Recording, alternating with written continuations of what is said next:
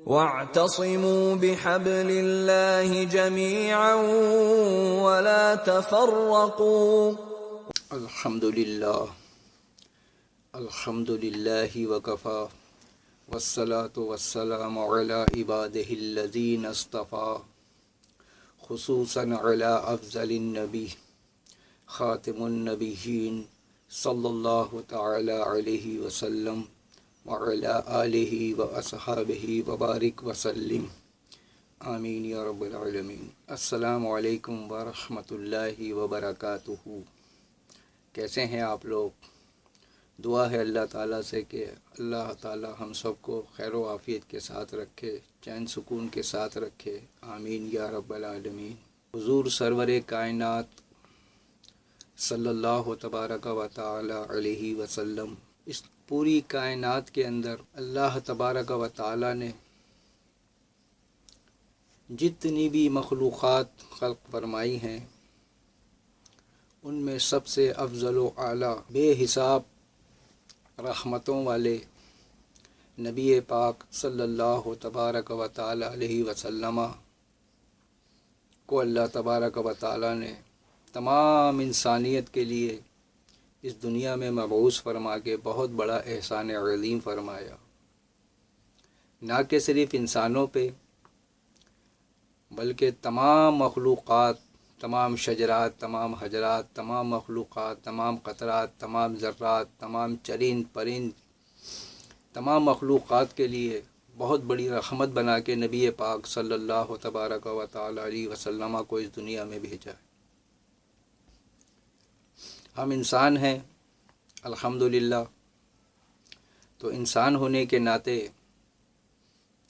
ہم نبی پاک صلی اللہ علیہ وسلم سے بے پناہ محبت کرتے ہیں، اور پھر مسلمان ہونے کے ناطے ان سے محبت کرتے ہیں،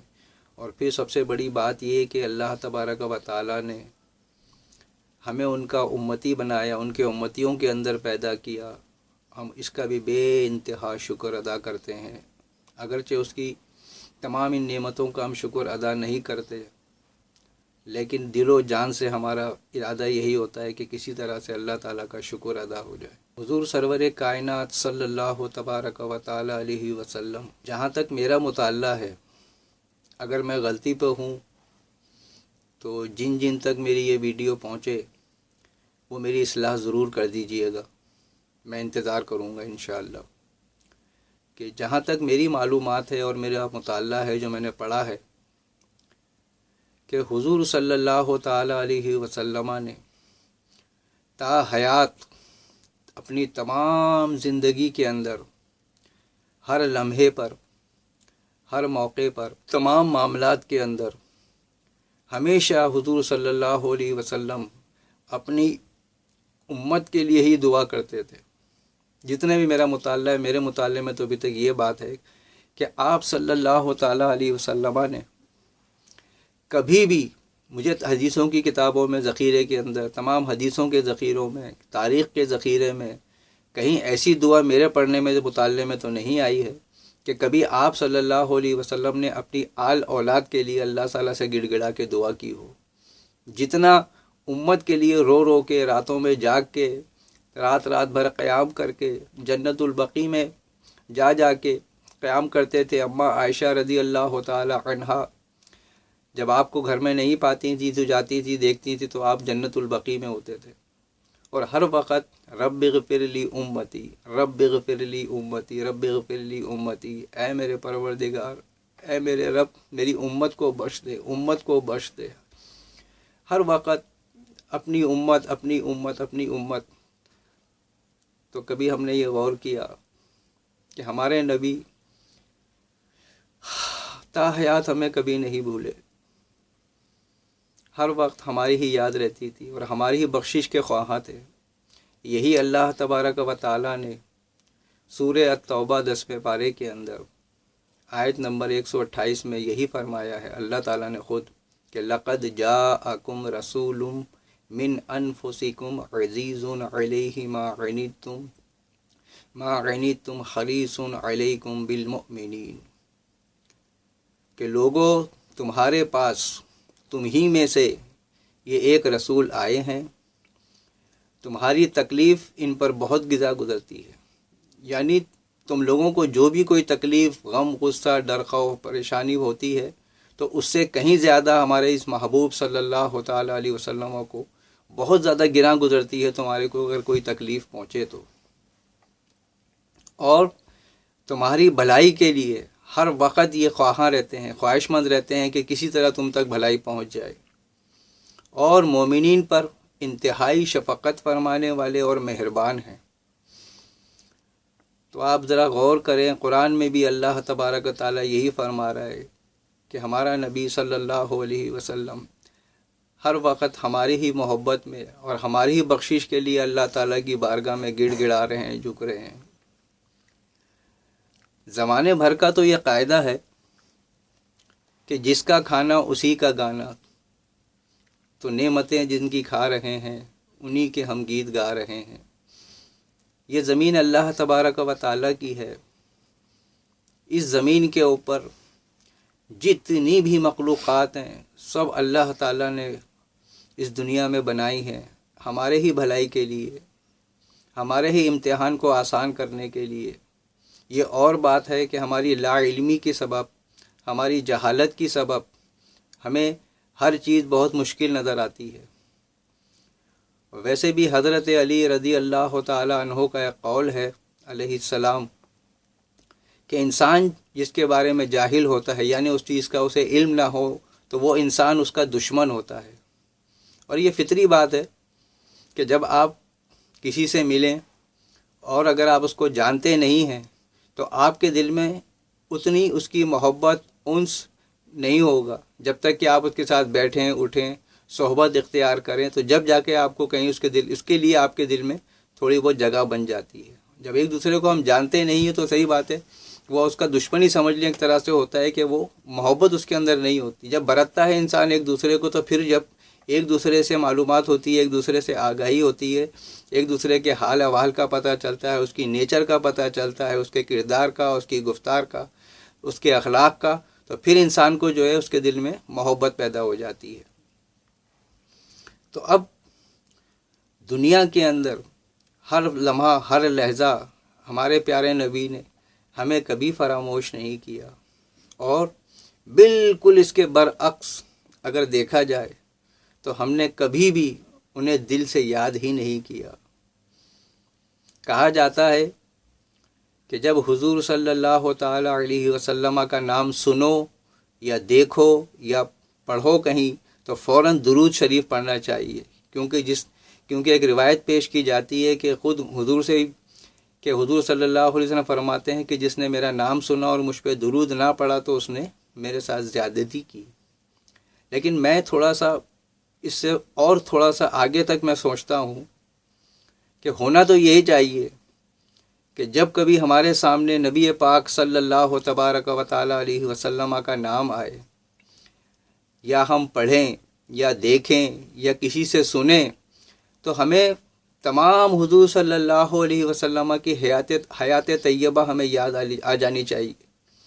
کہ ہمارے نبی کس قدر جاں فشانی سے، کس قدر محنت و مشقت کر کے، کس قدر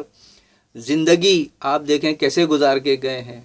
کہ پتھر پیٹ پہ باندھے ہوئے ہیں۔ صحابہ دکھاتے ہیں بھوک کی وجہ سے کہ یا رسول اللہ ہم سے بھوک برداشت نہیں ہوتی، ہم نے دیکھیں پیٹ پہ پتھر باندھا ہوا ہے، تو آپ صلی اللہ علیہ وسلم اپنا کرتا مبارک اٹھا کے دکھاتے ہیں کہ دیکھو تم نے ایک باندھا ہے تو میرے پیٹ پہ دو بندھے ہوئے ہیں۔ کہیں ملے گا ایسا نبی، کہیں ملے گا ایسا آقا صلی اللہ تبارک و تعالی علیہ وسلم؟ تو جب بھی میرے نبی کا نام صلی اللہ علیہ وسلم آئے تو ہمیں حضور صلی اللہ علیہ وسلم کے حیات طیبہ کے وہ تمام پہلو ہمارے ذہن کے اندر ہونے چاہیے، ہماری آنکھوں سے اشک جاری ہو جانا چاہیے کہ ہمارے نبی نے ہماری خاطر کس قدر زندگی گزاری ہے، کہ اللہ تعالیٰ خود کہہ رہا ہے کہ تمہاری تکلیف ان پر بہت گراں گزرتی ہے، اور ہر وقت تمہاری بھلائی کے ہی خواہش مند رہتے ہیں، کسی طرح میری امت کو بھلائی پہنچ جائے، اور بار بار مجھ سے جو ہے تمہاری بخشش کے لیے، مغفرت کے لیے دعا کرتے ہیں کہ یا اللہ میری امت کو بخش دے، میری امت کو بخش دے، میری امت مرحومہ ہے، میری امت بہت کمزور ہے، بہت ناتواں ہے، میری امت کو بخش دے۔ اور امت کا حال آپ بھی اچھی طرح جانتے ہیں، میں بھی دیکھ رہا ہوں، مجھے بہت دکھ ہوتا ہے، بہت ملال ہوتا ہے۔ اسی لیے میں کہتا ہوں کہ امت کو جوڑو، امت کو جوڑو۔ حضور سرور کائنات صلی اللہ علیہ وسلم نے اپنی تمام حیات، آپ خود دیکھیں کیسے انسانوں کو جوڑا، کہ جو حضور صلی اللہ علیہ وسلم کی تعلیمات سے پہلے جو لوگ ایک دوسرے کے خون کے پیاسے تھے، آپ کو اچھی طرح یاد ہے اور پڑھتے ہوں گے تو آپ کو پتہ ہوگا کہ جو عرب کے قبائل تھے، ایک دوسرے کی دشمنی میں بڑے بڑے قبیلے مہینوں سالوں ایک دوسرے سے جو ہے دست و گریباں ہوتے تھے، جنگیں ان کی ختم کبھی نہیں ہوتی تھیں، ایک ادھر کا مر گیا تو ایک ادھر کا مار دیا، دو ادھر کے مر گئے دو ادھر کے مار دیے، قصاص کا قانون تھا ہر وقت، جو ہے خون ریزی درندگی کا ماحول تھا ہر وقت، جو ایک دوسرے کے خون کے پیاسے تھے۔ یہی جو ہے مکے کے عربی تھے، یہی جو ہے مدینے کے عربی تھے۔ آپ خود دیکھیں کہ حضور صلی اللہ علیہ وسلم کی صحبت میں آنے کے بعد، ان کی تعلیمات پہ عمل کرنے کے بعد ایک دوسرے سے کتنے آپس میں شیر و شکر ہو گئے تھے۔ حتیٰ کہ آپ کو واقعہ یاد ہوگا اچھی طرح سے کہ جب ہجرت کر کے جب مدینے میں حضور سرور کائنات صلی اللہ علیہ وسلم تشریف لائے تو آپ دیکھیں کس قدر قربانی کا مظاہرہ کیا کہ تاریخ اس کی مثال نہیں لا سکتی، کہ انصاریوں نے جن کے پاس دو دو بیویاں تھیں تو ان میں سے ایک بیوی کو طلاق دے کے ایک اپنے مہاجر بھائی کے نکاح میں دے دی۔ ایسی مثال کوئی لا سکتا ہے؟ تو یہ محبت تھی، یہ حضور کی تربیت تھی۔ اور آج ہمارا حال کیا ہو گیا ہے کہ ہم ایک دوسرے کو دیکھنا گوارا نہیں کرتے، صرف اپنے بیوی بچے، اپنے خاندان والے، اپنے دوست احباب جن سے ہمارا دل ملتا ہے، ان کے علاوہ ہر کوئی جو ہے نا ہمیں دشمن نظر آتا ہے، کیونکہ ہم انہیں جانتے نہیں، ان کی مجبوریاں نہیں سمجھتے، ان کے اخلاق سے ہم واقف نہیں ہیں، ان کے ساتھ وقت نہیں گزارا ہوا ہوتا ہم نے۔ تو اسی لیے میں بار بار یہ کہتا ہوں کہ جب آپ سیرت النبی پڑھیں گے اور بار بار اس کا دورہ کرتے رہیں گے تو ایک وقت ایسا آئے گا آپ کے اوپر کہ آپ کو بھی قرآن بھی سمجھ میں آئے گا۔ بغیر سیرت النبی کے آپ کتنی مرتبہ ترجمہ قرآن کا دورہ کر لیں، قرآن کبھی سمجھ میں نہیں آئے گا۔ اسی لیے کہتا ہوں کہ پوری امت کو آپس میں جوڑنا ہوگا،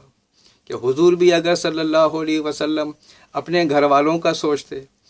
اپنی ازواج مطہرات اور اپنے بچوں کا سوچتے اور اپنے تک ہی رکھ کے اس دنیا سے چلے جاتے تو آپ خود یقین سے بتائیے کہ آپ اور میں آج مسلمان ہوتے؟ ہم بھی وہی درندوں کی طرح سے چیر پھاڑ کر رہے ہوتے، ایک دوسرے کے گلے کاٹ رہے ہوتے، اور آج نہ جانے ہم کون کون سے برے کام ایسے ہیں دنیا کے اندر جو ہم کر رہے ہوتے،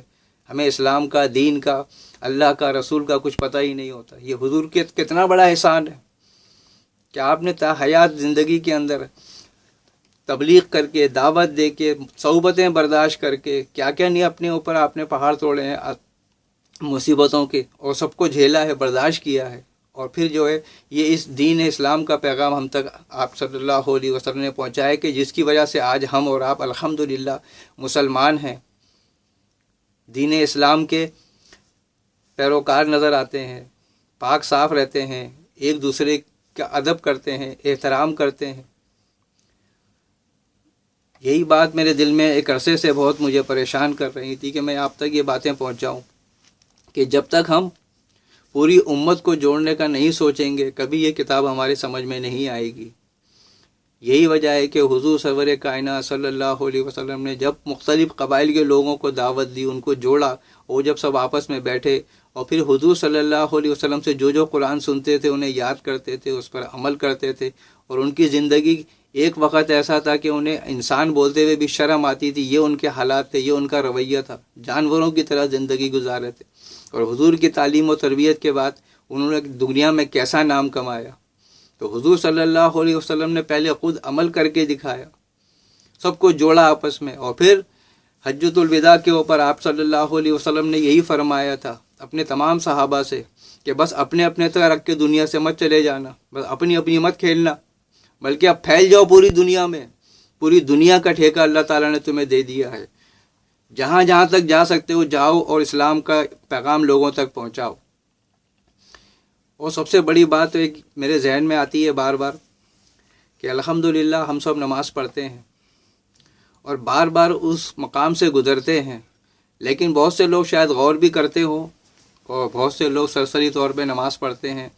ایک ایکسرسائز سمجھ کے، لیکن باقی میں نماز سمجھ کے نہیں پڑھتے، کہ اللہ تبارک و تعالیٰ نے اپنے پیارے حبیب صلی اللہ تبارک و تعالیٰ علیہ وسلم سے فرمائے کہ السلام علیکہ ایھا النبی، اے نبی آپ پر سلامتی ہو۔ تو ذرا غور کیجئے یہ کتنی بڑی لاٹری ہے کہ جس کو اللہ تعالیٰ خود کہہ رہا ہے کہ السلام علیکہ ایھا النبی، اے نبی آپ پر سلامتی ہو۔ تو حضور صلی اللہ علیہ وسلم نے کیا کیا؟ یہ کیا کہ کہا کہ یا اللہ یہ ساری انعام و اکرام میرے لیے نہیں، میری طرف نہیں، اور بلکہ میری امت کی طرف بھیج دے اس کو۔ خالی میرے ہی پر سلامتی نہ ہو بلکہ میری امت سب ادھر پہنچا دے۔ فرمایا کہ وعلی عباد اللہ الصالحین، اتحیات میں ہم یہ پڑھتے ہیں کہ جب اللہ نے حضور صلی اللہ علیہ وسلم کو فرمایا کہ السلام علیکہ ایھا النبی، تو آپ صلی اللہ علیہ وسلم نے عرض کی اللہ تعالیٰ کی بارگاہ میں کہ یا اللہ سب کچھ ادھر سب میری امت کو دے دے، وعلی عباد اللہ الصالحین ساری میری امت کو دے دے۔ یقین کیجئے ایسی ایسی وجوہات ہیں کہ جس کی وجہ سے ہماری بچت اور میری اور آپ کی بچت ہو جاتی ہے، ورنہ ہمارے جو حالات ہیں، ہمارے جو اخلاق ہیں، ہمارے جو کردار ہیں اور ہمارے جو کرتوت ہیں ایسے ہیں کہ اگر ہم روڈ بھی کراس کریں تو ہمارے اوپر بجلیاں گرنی چاہیے، جیسی پچھلی قوم میں گرا کرتی تھی۔ حضور سرور کائنات صلی اللہ علیہ وسلم کی دعائیں ہیں جو ہمیں بچا لیتی ہیں۔ کسی شاعر نے کیا خوب کہا ہے، روک لیتی ہے ان کی نسبت تیر جتنے بھی ہم پہ چلتے ہیں، یہ کرم ہے حضور کا ہم پر آنے والے عذاب ٹلتے ہیں۔ یقین کیجئے یہ حضور کی دعائیں ہیں جو ہمیں بچا لیتی ہے کہ آپ ہر وقت ہمارے ہی لیے دعا کرتے تھے، اور آج ہمارا حال یہ ہے کہ ہمیں حضور سرور کائنات صلی اللہ علیہ وسلم کی سیرت کا ہی ہمیں نہیں پتہ۔ اور سب سے بڑی بات، جوڑنے والی ایک بات میرے ذہن میں ایک اور آتی ہے ابھی، وہ بھی آپ کی خدمت میں عرض کر دیتا ہوں کہ آپ لاکھ چاہیں جماعت کے علاوہ ہم لوگ جو ہے نوافل اور سنتیں انفرادی طور پہ پڑھتے ہیں، لیکن کیا کبھی آپ نے غور کیا کہ آپ خود چاہتے ہوئے بھی انفرادی نماز پڑھ ہی نہیں سکتے؟ وہ کیسے کہ جب ہم سورہ فاتحہ پڑھتے ہیں نماز میں تو ایاک اعبد کوئی نہیں پڑھتا کہ یا اللہ میں تیری ہی عبادت کرتا ہوں، بلکہ ہم کرتے ہیں ایاک نعبد کہ اللہ ہم تیری عبادت کرتے ہیں۔ وہاں جمع کا صیغہ ہے سورہ فاتحہ کے اندر، وَإِيَّاكَ نَسْتَعِينُ آیا ہے، استعین نہیں آیا، اور ہم تیری ہی عبادت کرتے ہیں اور تجھ ہی سے مدد چاہتے ہیں۔ یہ کوئی نہیں کہہ سکتا، اور کوئی پڑھ بھی نہیں سکتا، ورنہ اس کی نماز ہی نہیں ہوگی، اس قرآن میں تحریف کا الزام ہو جائے گا، گناہ ہو جائے گا کہ قرآن میں تحریف کر رہا ہے۔ تو اللہ تعالیٰ نے عبادت بھی ایسی رکھی ہے کہ تو اکیلا بھی پڑھے گا تو اس کے اندر تو سب کو شامل کرے گا تو تیری نماز ہوگی، تیری اکیلی تو نماز بھی نہیں ہوگی۔ ایاک اعبد پڑھ ہی نہیں سکتا تو، ایاک نعبد ہی پڑھنا ہے، وایاک نستعین ہی پڑھنا ہے کہ یا اللہ ہم تیری ہی عبادت کرتے ہیں اور تجھ ہی سے مدد مانگتے ہیں۔ ذرا غور کریں آپ، اصل میں ہم لوگ غور ہی تو نہیں کرتے، ہر جگہ آپ غور کریں آپ کہ اللہ تعالیٰ بھی ہماری اجتماعیت کو پسند کرتا ہے کہ ایک دوسرے کا خیال کرو، مگر ہم بالکل سکڑتے اپنی ذات کے اندر بند ہو گئے، جس کی وجہ سے کفر و شرک ہم پر غالب ہو کے رہ گیا ہے۔ اور سب سے بڑی بات یہ ہے کہ جب سے حضور سرور کائنات صلی اللہ علیہ وسلم کی تعلیمات کو ہم نے خیر بات کہہ دیا، اس پر عمل کرنا چھوڑ دیا، تو یقین کریں کہ سب سے بڑی بزدلی ہمارے اندر آ گئی ہے۔ صحابہ کرام کو دیکھ لیں، وہ کس قدر جری، کس قدر بہادر ہوا کرتے تھے۔ آج کل سب کا حال یہی ہے، ہم مسلمانوں کا ہم دیکھتے ہیں، ماں باپ بھی کمزور تو کمزور ہی اولاد پیدا ہوگی، ماں باپ اگر بہادر ہوں گے تو اولاد بھی بہادر پیدا ہوگی۔ غور کیجئے، دعا ہے اللہ تعالیٰ سے کہ باقی باتیں انشاءاللہ تعالیٰ آئندہ کروں گا، دعا ہے اللہ تعالیٰ سے کہ اللہ تعالیٰ ہمیں عمل کی توفیق عطا فرمائے، آمین یا رب العالمین۔